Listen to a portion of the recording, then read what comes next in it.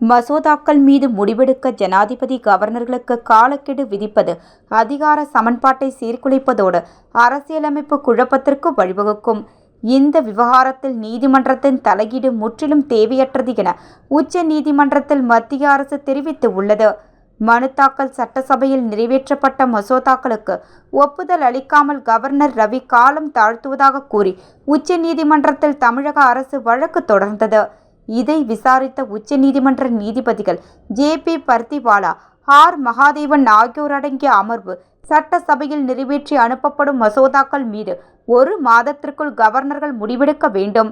கவர்னர்கள் அனுப்பும் மசோதாக்கள் மீது 3 மாதங்களுக்குள் ஜனாதிபதி முடிவெடுக்க வேண்டும் என கடந்த ஏப்ரலில் உத்தரவிட்டது. நாட்டின் வரலாற்றில் ஜனாதிபதிக்கு உச்ச நீதிமன்றம் காலக்கெடு கொடுத்தது பரபரப்பை ஏற்படுத்தியது. இந்த விவகாரத்தில் 14 கேள்விகளை கேட்டு உச்ச நீதிமன்றத்தில் ஜனாதிபதி தரப்பில் மனு தாக்கல் செய்யப்பட்டது. இதை ஏற்ற உச்ச நீதிமன்றம் மத்திய மாநில அரசுகள் பதிலளிக்க உத்தரவிட்டது. இந்நிலையில் இந்த விவகாரத்தில் மத்திய அரசு சார்பில் சொலிசிட்டர் ஜெனரல் துஷர் மேத்தா உச்ச நீதிமன்றத்தில் தாக்கல் செய்த பதில் மனுவில் ஜனாதிபதி கவர்னர்களுக்கு காலக்கெடு விதிப்பது அரசின் அதிகாரங்களை அபகரிப்பதற்கு சமம்.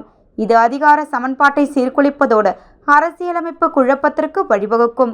அரசியலமைப்பு சட்டப்பிரிவு 142 உள்ள அசாதாரண அதிகாரத்தின்படி உச்ச நீதிமன்றத்தால் அரசியலமைப்பை திருத்தவோ அல்லது சட்டத்தை உருவாக்கும் அரசின் நோக்கத்தையோ தோற்கடிக்க முடியாது.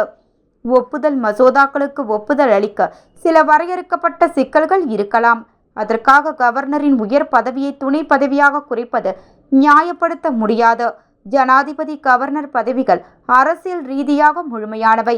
மசோதாக்களுக்கு ஒப்புதல் அளிக்கும் விவகாரத்தை அரசியல் ரீதியாகவும் அரசியலமைப்பு முறையிலும் தீர்க்க வேண்டும்.